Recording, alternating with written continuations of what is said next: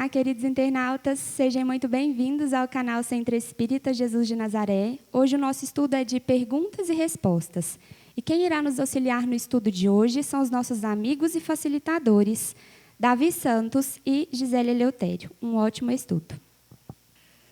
Vamos iniciar o perguntas e respostas. Tem uma pergunta aqui. Meu companheiro se enforcou porque coloquei ele na Maria da Penha. A família dele me culpa. Ele foi para o umbral? Às vezes sinto sua presença. Né? A primeira questão que essa pergunta nos traz é uma companheira, né, que menciona que, acredito eu, que por maus tratos, quando uma mulher coloca o seu companheiro na Maria da Penha, é porque ela vinha, né, sofrendo maus tratos. Eu creio que sim, creio que seja esse caso. Ela, na tentativa de se proteger, ela coloca o companheiro na Maria da Penha.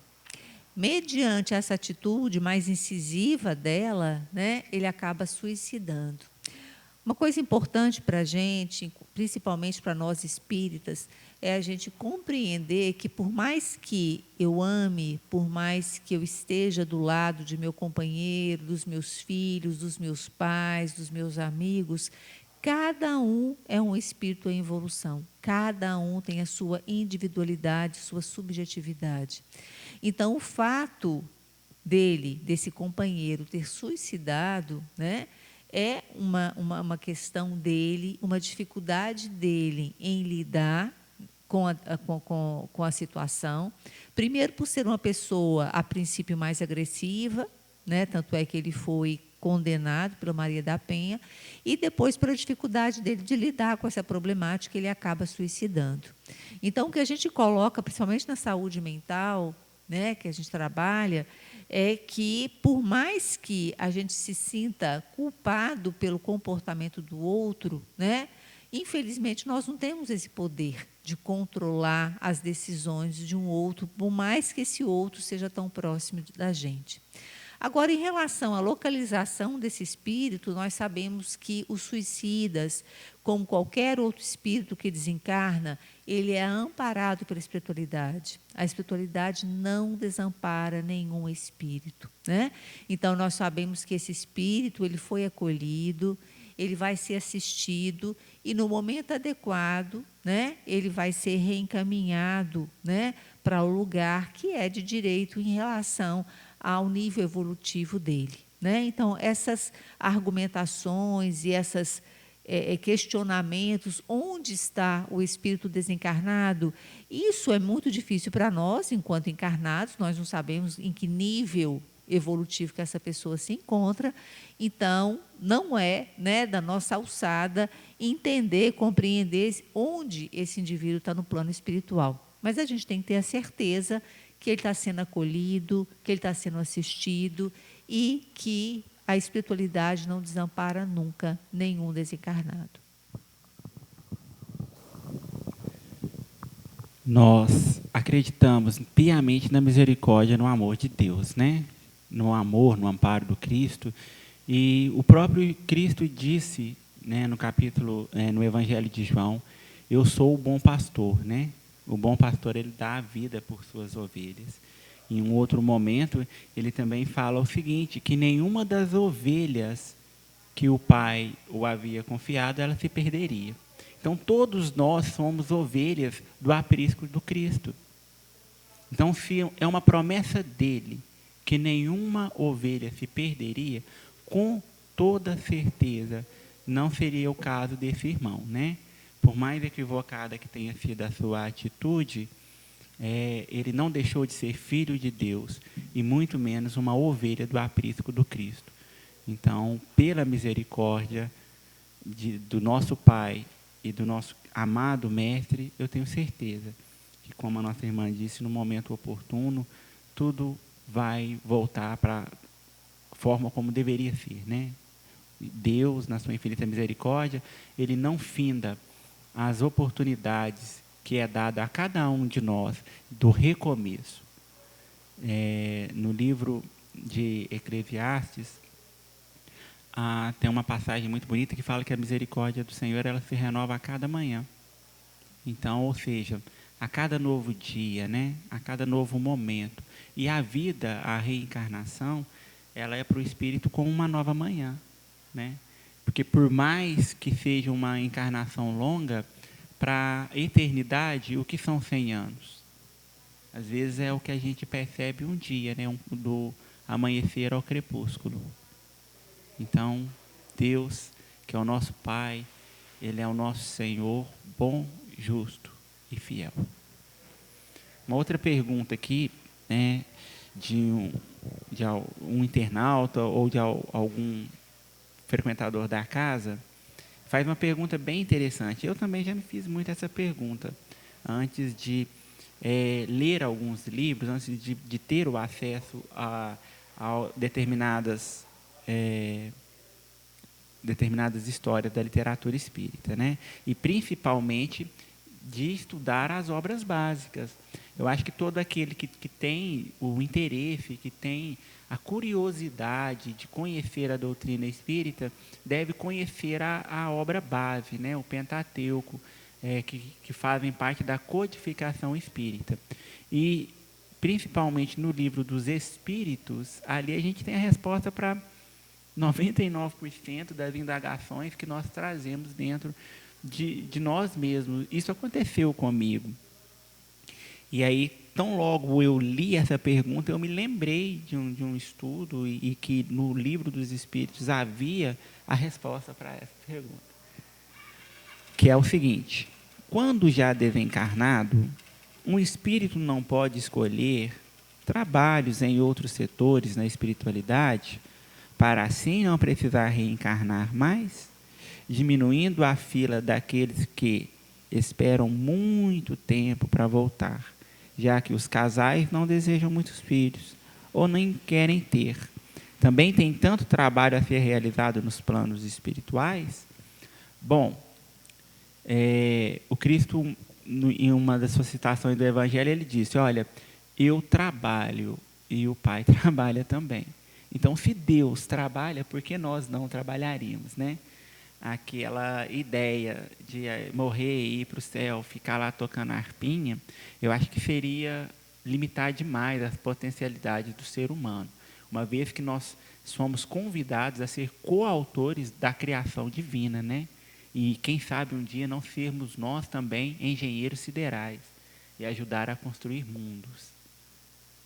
Então, eu acho que o ócio ele seria extremamente inapropriado para uma proposta como essa, além de ir totalmente contrária à lei de Deus, que uma de suas leis é a lei do trabalho, também contido no livro dos Espíritos. Lá é bem explicado sobre essa questão da lei do trabalho. Então, sim, existem diversos setores no plano espiritual ao qual o espírito ele pode e deve se encarregar de uma atividade qualquer que seja ela, né, de acordo com a sua afinidade ou de acordo também com os seus méritos.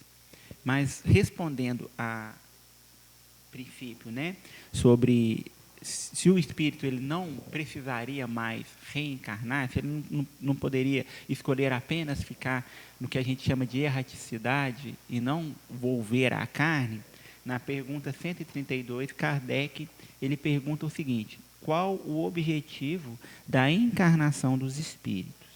E aí a resposta: Deus lhes impõe a encarnação com o fim de fazê-los chegar à perfeição. Para uns é expiação, para outros missão. Mas para alcançarem essa perfeição, têm que sofrer todas as vicissitudes existencial corporal. Nisso é que está a expiação. Visa ainda outro fim, a encarnação, o de pôr o espírito em condições de suportar a parte que lhe toca na obra da criação.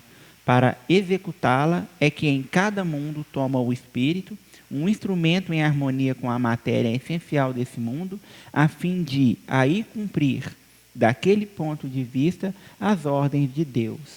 É assim que, concorrendo para a obra geral, ele próprio se adianta. A ação dos seres corpóreos é necessária à marcha do universo. Deus, porém, na sua sabedoria, quis que nessa mesma ação eles encontrassem um meio de progredir e de se aproximar dele. Deste modo, por uma admirável lei da providência, tudo se encadeia, tudo é solidário na natureza. Então, olha que fantástico, né? Eu penso que o pensamento da não reencarnação, ele me remete ao princípio de preguiça. Porque é muito melhor, né? Eu ficar lá no plano espiritual, eu não tenho conta para pagar, eu não tenho ninguém para atormentar a minha cabeça, está todo mundo na mesma vibe, porque cada espírito vai para a colônia afim, né? A sua vibração. Então, assim, acabou os boletos no final do mês, não tem patrão. Mas até isso a gente precisa ver a parte boa, né? Porque se por um lado eu tenho as contas para pagar, eu tenho o meu trabalho, eu tenho também a colheita do meu trabalho, que é o lar ao que eu sustento, a comida que é pela misericórdia de Deus eu tenho na minha mesa, as pessoas que coadunam comigo a convivência familiar e que eu aprendo com elas e elas aprendem comigo e me tornam um ser humano melhor, as pessoas do dia a dia, as próprias situações às quais nós, hoje em dia, né, mais ainda estamos sendo submetidos com essa pandemia e tudo mais, isso tudo coopera para que eu me torne melhor. Todas as coisas cooperam para o bem dos que amam a Deus, né?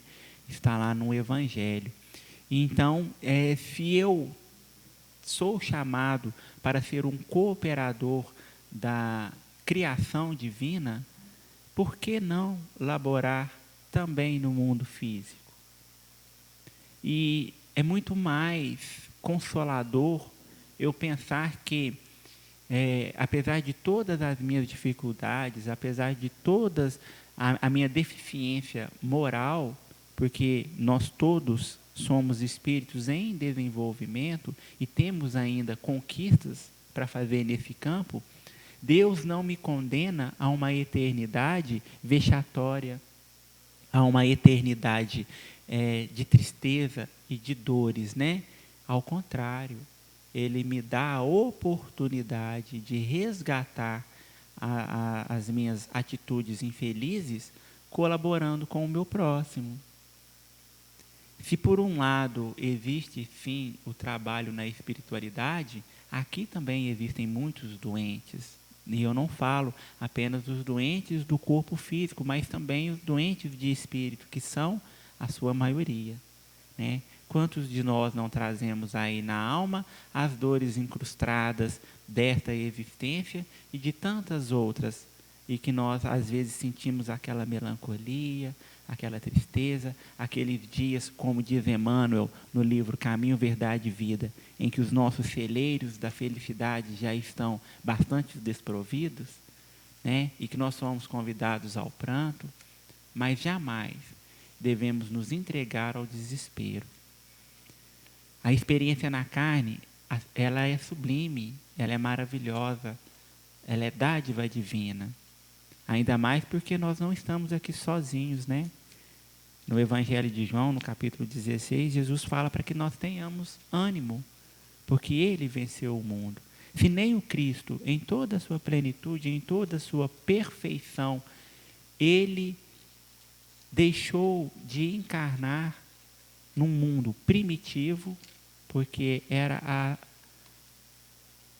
atual situação em que se encontrava o nosso planeta, para nos dar o exemplo da vivência na matéria. Por que nós, criaturas imperfeitas, nos furtaríamos às obrigações com a carne? Então, a encarnação, mais do que uma pena imposta ao homem, ela é oportunidade bendita, que deve ser agradecida todos os dias. Complementando a resposta, né, a ótima resposta do Davi, eu acho que essa pergunta nos faz pensar na confiança. nós temos que ter confiança nos propósitos divinos, confiança no nosso processo reencarnatório, que foi trabalhado. Todo esse projeto reencarnatório, ele é muito bem trabalhado, pensado, planejado, junto com a espiritualidade. Então, esse ir e vir, né? Plano espiritual, plano terrestre, plano material, todo esse processo de encarnações e desencarnações, elas fazem parte de um grande projeto, extremamente cuidadoso, para que a gente possa seguir adiante nesse propósito do crescimento e da evolução. Então, a gente tem que confiar e acreditar que todas as vezes que nós voltamos foram necessárias para o nosso aprendizado, né? E tanto, como ele deixou muito claro, tanto lá quanto cá é lugar de trabalho, né? Se a gente for pensar o nosso lar, o livro, o filme, para ficar mais claro, olha quantos setores, né? Quanto dinamismo tem os planos, tanto espirituais quanto os planos materiais. Uma outra pergunta que nos foi feita: os espíritos que são encaminhados para tratar em reuniões mediúnicas, alguns se recusam? Uma coisa que eu acho que tem que ficar muito claro para nós é que, tanto no plano espiritual, quanto no plano material, quanto encarnados ou desencarnados, nós somos os mesmos, né? Então, hoje eu, Gisele, estou revestida desse corpo, estou encarnada num plano material, vivendo as vicissitudes de um corpo físico, tentando evoluir, crescer enquanto espírito na atual situação encarnada. Daqui uns dias, daqui uns meses, anos, não sei quanto tempo que o processo, né, o meu projeto dessa encarnação vai levar, mas eu vou me desencarnar como todos os outros, né, como todos nós outros aí. Todo ser humano, ele vai ter uma vida, né, essa vida biológica, ela vai ter um fim. E eu volto para a minha terra natal, que é o plano espiritual. Eu vou retornar ao mundo espiritual, exatamente de onde eu fui desligada daqui. Então, eu aqui ou eu lá, eu sou a mesma pessoa, eu sou o mesmo espírito, com todas as minhas dificuldades, com todas as minhas qualidades, com todas as minhas mazelas. Então, vamos pensar, uma pessoa que é diabética, aqui, hoje, no plano encarnado, que não cuida da sua alimentação, que não cuida da sua pressão arterial, que não procura seu clínico, seu médico, que faz pouco caso do seu quadro clínico, ele não está buscando a ajuda, a assistência que é possível aqui no plano terrestre. Ele desencarna, ele está lá do outro lado, né? As mesmas dificuldades que ele teve de procurar assistência, ajuda aqui no plano terrestre, são as mesmas resistências e dificuldades que ele pode ter no plano espiritual. Então, a pergunta anterior que eu respondi em relação ao suicídio é única e exclusiva responsabilidade daquele que suicidou, não é? Então, assim, como é que a gente vai, se ele está lá no outro plano espiritual, resistente ao amparo, à ajuda, à assistência, ele pode recusar a ser atendido numa reunião mediúnica, né? Então, quando uma reunião mediúnica ela se organiza para receber aquelas pessoas que de alguma forma permitem ser auxiliadas. Então, por mais que a gente deseje ajudar aquele espírito, muitas vezes ele está numa situação de tão energeticamente, inclusive, de tanta revolta, né, que ele não consegue ser assistido, que ele não consegue receber as vibrações de amor. Não que a equipe, né, principalmente a espiritualidade, vá abandonar, como Davi deixou muito claro. Ninguém vai ser abandonado, nenhum espírito vai deixar de receber assistência e amparo da espiritualidade. Mas, nesses casos de maior resistência, vai ser difícil a equipe da reunião mediúnica chegar até ele e conseguir auxiliá-lo naquele momento. Vai ser necessário um processo maior de sensibilização, de amparo, da espiritualidade, para que ele possa, de fato, ficar, né, receptivo a essas vibrações, essa energia de amor, de carinho, de assistência fraterna que as reuniões mediúnicas se dispõem. Então, é o mesmo processo aqui, como eu disse. Muitas pessoas doentes, sejam psiquicamente ou fisicamente, se recusam a buscar ajuda. No plano espiritual vai ser a mesma coisa. Muitos espíritos resistentes, eles podem ter dificuldade em receber esse amparo, essa assistência de uma reunião mediúnica. Muito bom, né?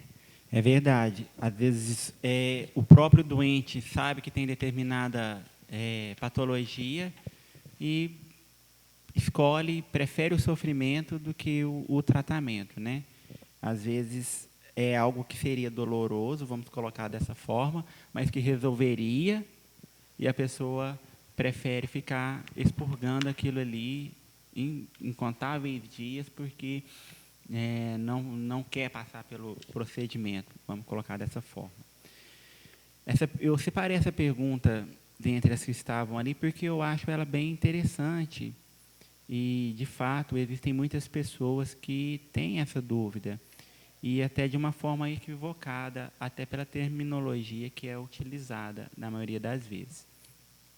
A pergunta é o seguinte: o médium só tem contato direto com a espiritualidade quando é um médium desenvolvido? E aqui nós encontramos o primeiro equívoco, né? Na hermenêutica dessa pergunta aqui, a gente vai desenvolver bem esses equívocos aqui. Sou médium, faço palestras e até hoje não conheço o meu guia. Sei que existe. Outros médiums sabem por que acontecem isso ou aquilo que aconteceu com determinada pessoa. É um ou outro ponto que a gente precisa abordar, né? Eu não sei nada. Próximo tópico. Então, vamos lá. A primeira coisa que a gente precisa desmistificar é a figura do médium. Né? O médium não é uma criatura a par da criação divina, né? Aquele ser iluminado, aureolado de luzes, o qual tem livre acesso nos dois planos, né? Não, não é isso. Não é esse o papel do médium. Então, quem são os médiums?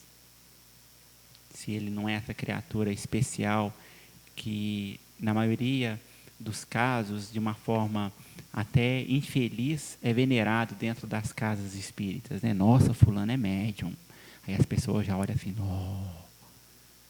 né? Já passa com aquele ar assim de superioridade. Bom, segundo Emmanuel, somos pessoas extremamente endividadas com a consciência, né, cósmica, com as leis de Deus. E a mediunidade, ela não é um dom. Ela é uma ferramenta que é emprestada pela espiritualidade, pela misericórdia de Deus, para que através do trabalho, a criatura que vem dotada dessa ferramenta emprestada, ela possa então expiar as suas faltas através do amor. Na segunda carta de Pedro, ele diz que o amor, ele cobre uma multidão de pecados. E por que o médium expia as suas transgressões, exercendo a mediunidade cristã de forma adequada? Porque se lhe aproxima um espírito sofredor, ele vai causar no corpo físico do médium as impressões das quais ele traz, de dor, de sofrimento, de tristeza. E uma vez compartilhada com o medianeiro, né, isso acaba sendo minimizado no espírito comunicante. Então está aí o mérito da mediunidade nesses casos, né? É dividir o fardo com o irmão que sofre. Então o médium, ele não é uma pessoa, um ser especial dentro da casa espírita muito menos na sociedade, né? E ele diz que pergunta se o médium tem contato direto com a espiritualidade quando é um médium desenvolvido. É um outro engano. A mediunidade, ela não se desenvolve, ela se educa. A pessoa, ela nasce com a mediunidade. Aliás, todos nós somos médiuns, né? No livro dos médiuns, isso fica bem claro. Quando Kardec ele nos diz que todos nós somos médiuns e a temos em um determinado grau. Agora, existem os médiuns ostensivos, que são aqueles que, de fato, de uma maneira mais clara, eles conseguem perceber, sim, o mundo espiritual, né? Alguns têm visões, veem os espíritos, ou até mesmo, vamos colocar assim, lugares, cenários, né? Outros ouvem, outros falam, mas isso também não é nenhuma novidade, porque desde que existe o espírito encarnado no planeta Terra, a mediunidade o acompanha. É uma faculdade inerente do espírito. Então, a mediunidade, ela se educa. Aquele indivíduo que nasce com uma mediunidade ostensiva, ele precisa educar, refinar a sua mediunidade, né? Ela não vai se desenvolver. Então, aquela pessoa que ela não tem uma mediunidade ostensiva, até porque existem determinadas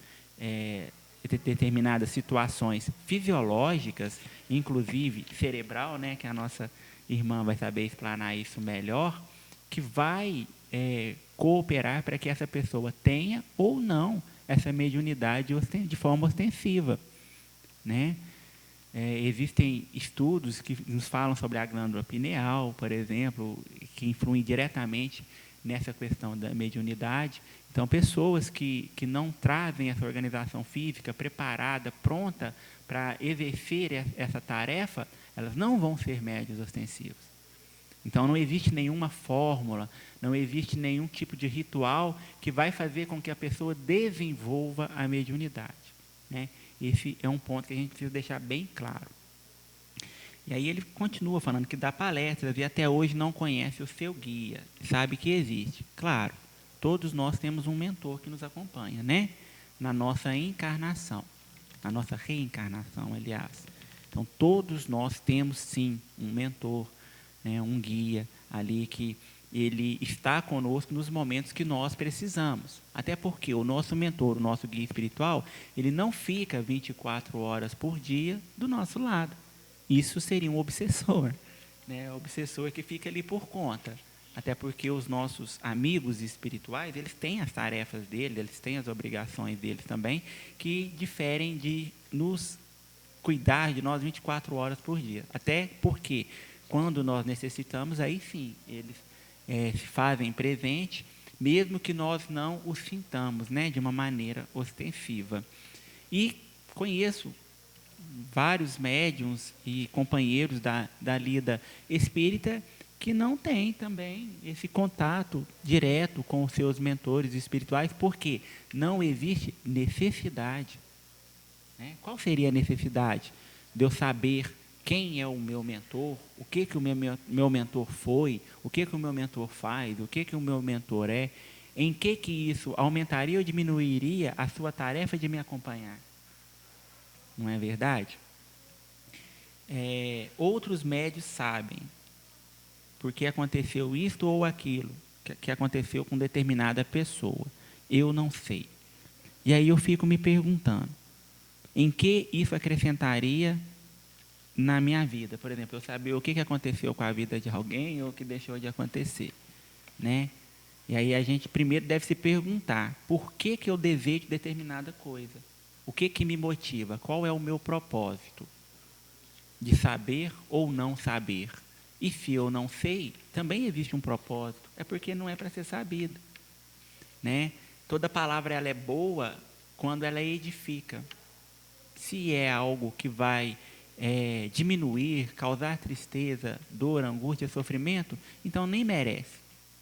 André Luiz ele nos diz que o mal ele não merece comentário em momento algum.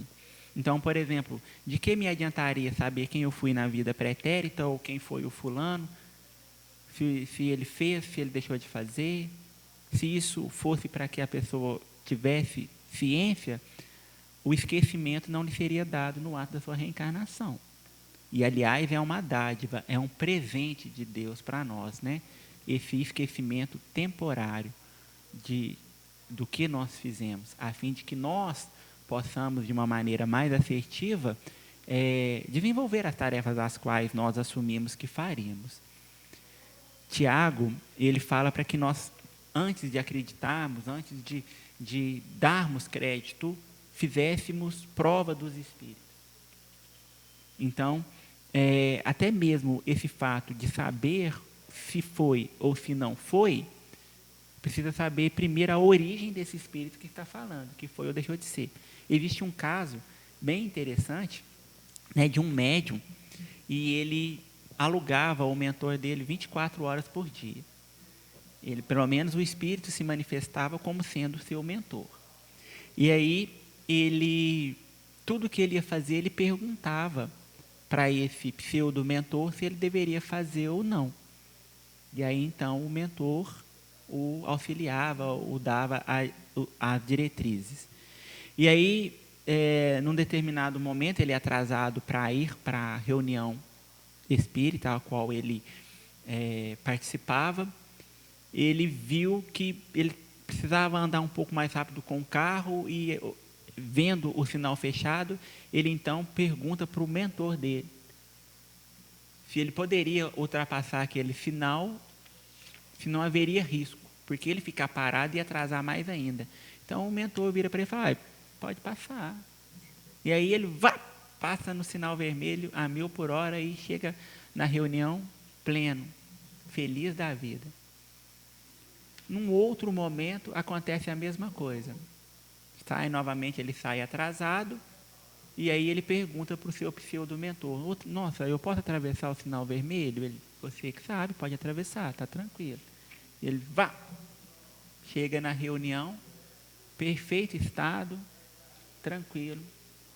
Numa terceira vez, ele muito atrasado, novamente um sinal vermelho, e aí ele vira para o mentor e fala: olha, o sinal está vermelho, eu posso passar? Ele: você, quem sabe, pode passar. E aí, quando ele estava terminando o cruzamento, vem um caminhão e bate nele de lado, e aí ele desencarna. E aí, do outro lado, né, ele vira para o mentor dele, aí primeiro uma presença do lado dele e do outro espírito que ele já estava acostumado a conversar, e ele vira para ele e fala assim: olha, mas não pode, eu te perguntei se eu poderia atravessar o sinal vermelho, você falou que eu podia, eu confiei. Ele: você pode tudo, quem sou eu para te proibir de alguma coisa? E aí ele foi descobrir que aquele espírito que estava acompanhando ele ali não era mentor nada, era um obsessor, que só estava esperando a oportunidade de fazer ele terminar com a própria existência, né? Então, fica aí a dica, né? Principalmente para os que são os médiuns ostensivos, procurar estudar bastante sobre a mediunidade, né? Na casa a qual frequenta, fazer parte de um grupo mediúnico sério, um grupo mediúnico que inspire confiança, a fim de não cair nessas ciladas. Porque da mesma forma que existem espíritos encarnados bons, que são pessoas extremamente iluminadas do bem, também existem aqueles que ainda não se descobriram pessoas do bem. E assim também acontece no plano espiritual. Na mesma linha de raciocínio, a gente tem uma fantasia, né? A gente acredita no plano espiritual, mas a gente fica fantasiando isso da pergunta anterior ali, né? Por que eu não conheço meu guia? Por que eu não tenho um canal direto com a espiritualidade, né? E volto a falar na confiança. A gente tem que confiar na espiritualidade, a gente tem que confiar no propósito, e ser médium é um instrumento, né? É uma pessoa, é um instrumento que vai auxiliar os demais. Então, se eu não conheço meu guia, ou se eu não tenho esse canal direto, né? Como eu falei, isso a gente fica com essa né, eu vou chamar de fantasia, não é bem fantasia, mas a gente fica na expectativa que a vida espiritual ela faça parte do nosso dia a dia de uma forma muito explícita. E o Davi deixou muito claro, tem muitas coisas que a gente não precisa saber, que não vai nos acrescentar absolutamente nada, né? E é uma pergunta, eu escolhi essa pergunta aqui porque ela vem de encontro para a gente dar continuidade no raciocínio, que ela fala exatamente disso também. Gostaria de receber uma carta do meu neto, que morreu assassinado, fala a data, mas eu acho que a data está errada, porque coloca 1919. Talvez seja 2019, não sei, né? Ficarei muito grata em saber como ele está. E é isso que eu acabei de falar, né? Eu perdi meus pais recentemente, hoje está fazendo 4 meses.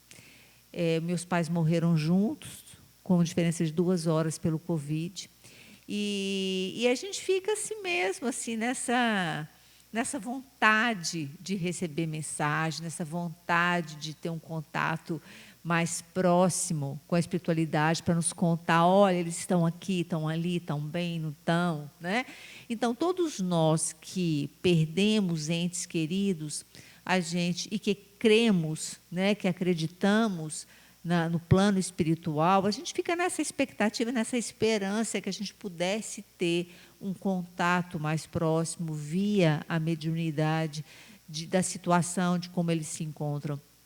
Isso é um desejo de quem ama mesmo e gostaria de saber notícias. Mas é o que o Davi falou, em que isso poderia contribuir, né, com o nosso processo hoje? Algumas vezes isso acontece, né? Quantas famílias recorreram a Chico Xavier, né? A gente lembra das caravanas de mães aflitas, de familiares aflitos, querendo ter notícias dos seus entes queridos no plano espiritual. E essa pergunta, ela vem, né, na mesma lógica de querer saber como é que meu neto está. Eu, né, vivendo esse luto atual, como será que meus pais estão? Isso, na nossa humanidade, na nossa inferioridade, a gente fica, né, nesse anseio, nesse desejo, nessa vontade de ter esse tipo de contato que nem sempre vai nos acrescentar ou vai contribuir para esse processo atual. Às vezes sim, às vezes não, mas isso vai depender de mérito, de possibilidades, todas decididas pela espiritualidade. Então, não é que eu, Gisele, que sou espírita, que faço estudos, que eu seria digna de receber uma mensagem dos meus pais, né? Quem dera se fosse, né? A mesma coisa isso aqui, o neto, né, que essa avó tem interesse de saber dele, mas isso tudo é definido pela espiritualidade, pelos benefícios que isso trará para as pessoas encarnadas e desencarnadas. Então, tudo tem um propósito, né? Essas comunicações entre esses dois mundos, elas são balizadas por propósitos. Até que ponto pode contribuir com o desencarnado ou com o encarnado, né? Então, nós temos que confiar que essas situações acontecem quando elas têm um propósito maior. E aí a pergunta continua. Espíritos desencarnados podem deixar a gente depressivo e doente? Eu estou sempre sentindo muitas coisas que nem dá para entender. Faço exame, só dá algumas. Esses dias já acordo sentindo que o lado direito da minha cabeça, sinto alguma coisa, parece que mexe. É uma tonteira igual ou pior que labirintite. Me orientem, sinto também tristeza, muito desânimo, insegura e muito medo por certos acontecimentos, né? Então, ela faz os 2 questionamentos, se o neto poderia, né, se manifestar de alguma forma para saber notícias, e se os espíritos desencarnados, né, se esses desencarnados poderiam, de fato, influenciar a saúde e o psiquismo dela. Com certeza, nós sabemos que, enquanto espíritos, nós somos influenciados tanto por encarnados quanto por desencarnados. E por isso que é tão claro o Evangelho, orai e vigiai, né? o Davi acabou de falar ali, que talvez não guia mais o obsessor. Nós sabemos que os obsessores, eles acabam influenciando muito o nosso psiquismo, por isso o desânimo, a tristeza, o mal-estar, muitas vezes um mal-estar que não aparece em exames, porque tem a ver com energia, sintonia, o psiquismo, né? Então, com certeza, sim, os espíritos, eles nos influenciam muito mais, e Allan Kardec deixa bem claro para a gente que eles nos influenciam muito mais do que a gente imagina, né? Tanto para o bem quanto para o mal, quanto para nos fazer sentir melhor, esperançosos, vitalizados, com coragem, com ânimo para seguir em frente, quanto negativamente, nos trazendo angústia, tristeza, desânimo, né? Intolerância, impaciência.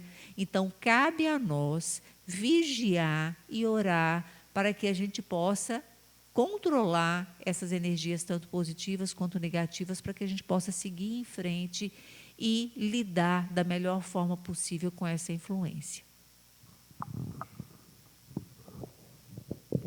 A pergunta 459, né? Por acaso influenciam os espíritos em nossas vidas? Muito mais do que vós imaginais. De ordinário são eles que vos dirigem. E aí a gente vê a gravidade sobre essa comunicação entre os dois planos feita de forma desordenada, né? Feita de uma forma sem diretrizes, como você coloca sempre muito bem. Inclusive, foi o que levou Moisés, né?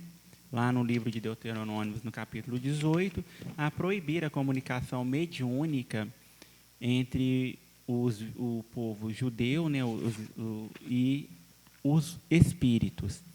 E aí é claro que isso, ele precisou dar às suas leis, né, um cunho divino para que aquele povo lhe desse crédito. Porque quem era Moisés, né? Moisés era um homem qualquer, igual eles mesmos, que até então ele tinha sido exilado pelo rei egípcio e aquela coisa toda, aí ele volta para trás e, se ele não viesse de fato ungido por uma missão divina, aquele povo que era extremamente religioso e supersticioso, eles não lhe dariam crédito algum, né? E aí você imagina você lidando ali com milhares de famílias e precisando colocar ordem nas coisas e as pessoas não te dando crédito. Você precisava falar que era Deus que estava mandando fazer daquele jeito. E ainda assim, eles ainda não faziam como deveria ser feito, né? E é tão interessante isso que lá na frente, como eu sempre digo, Jesus ele nos dá todos os exemplos e todas as respostas nós encontramos nos exemplos que Jesus nos deu. Porque se lá atrás Moisés ele coloca em Deuteronômio que não deveria o homem ter contato com espíritos, se ele faz isso, o primeiro ponto que deve ser observado é que a mediunidade existe. Segundo ponto que deve ser observado é que o mundo espiritual existe, né? A vida ela não acaba como muitos acreditam.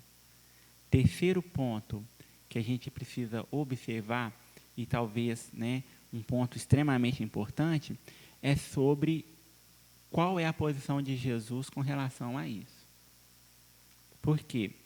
Jesus, uma vez perguntado sobre o seu papel como sendo o Messias, ele fala o seguinte, que ele não veio para mudar a lei.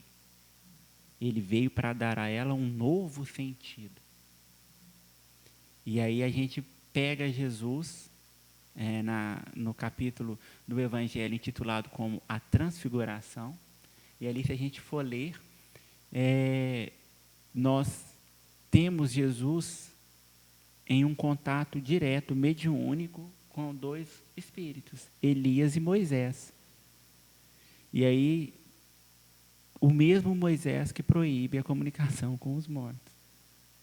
Então, se lá atrás ele ainda é bem duro, ele diz que quem o fizesse seria tido como uma anatema, né, um amaldiçoado por Deus, o que ele estava fazendo conversando com Jesus, então? ele já não estava vivo, ele era espírito, né? E aí Jesus, sendo o Filho de Deus, por que ele então estava descumprindo uma ordem até então dada por Deus? E aí a gente vai entender que muitas das leis mosaicas, elas de fato elas procedem do próprio Moisés, e que as leis divinas ditadas por Deus, ela está no Decálogo, né, nos 10 mandamentos, porque lá está muito bem escrito: não matarás. E aí, né, acho que Moisés faz alguns apêndices nesse códice aí, que ele coloca assim: não matarás, mas se a sua mulher te trair, for pega em adultério, pode matar. Pode ser lapidada, né? Arrasta ela para fora da cidade e apedreja ela. Mas como que Deus, ele pode ser contra as suas próprias leis? Ele faz uma lei de uma forma mas abre um parênteses. Então, as suas leis não seriam divinas, não seriam perfeitas como elas são. Com relação aos mal-estar, né? Ao mal-estar que a pessoa ela cita, que ela sente e que percebe no corpo físico, no livro dos médiuns a gente vê um capítulo que ele se destina a estudar sobre os fluidos, né? O conhecimento dos fluidos faz com que nós entendamos a origem do espírito, ou da comunicante, ou daquele espírito que se aproxima de nós. E aí a gente percebe, como via de regra, que sempre quando nós percebemos essa mudança brusca do pensamento, do humor ou da própria condição física, e uma vez que feito todos os exames e descartado uma patologia ou algo que não está funcionando perfeitamente no nosso organismo físico, então provavelmente pode ser sim de origem espiritual, mas de uma origem espiritual nociva, porque se fosse um amigo espiritual, um mentor, um familiar que estivesse nos fazendo uma visita ou algo semelhante, ao contrário, nos traria a sensação de bem-estar, de êxtase, né? E não uma sensação debilitatória, que deixa a pessoa com vertigens, com mal-estar, com dores, com sentimentos de apostasia, ou seja, prostrado. Isso porque, de fato, pode estar acontecendo, né, um processo obsessivo, que se não encontra as causas, como eu disse, na medicina, talvez fosse o caso, sim, de procurar uma casa espírita, pedir por um atendimento, né, fraterno ou espiritual, dependendo da instituição que a pessoa se dirija, para que possa ser observado melhor esse quadro.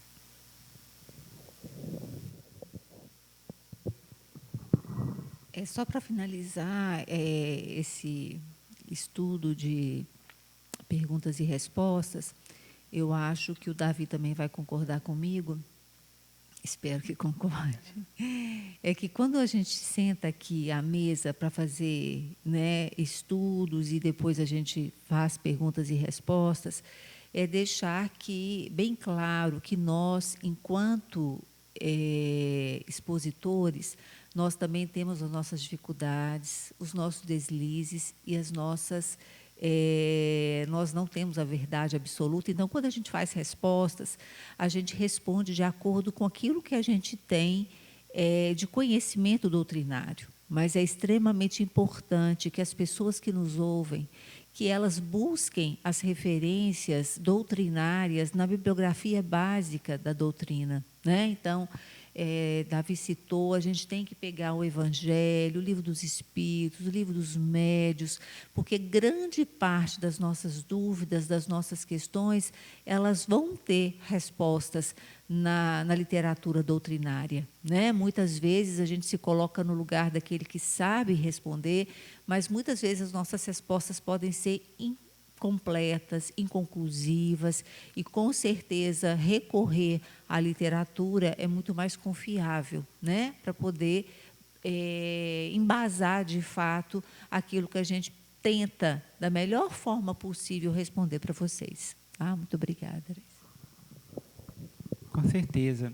Divaldo Franco, ele tem uma frase maravilhosa em uma das suas palestras, e eu guardei ela para mim, né? A gente vê o mundo de acordo com a nossa própria ótica. Então, até mesmo essas respostas, elas são dadas de acordo com aquilo que a gente sente, com aquilo que a gente já viveu. E como nós somos seres humanos, espíritos imperfeitos a caminho da perfeição, então quem somos nós para nos dizer detentores da verdade absoluta, né? Muito obrigado.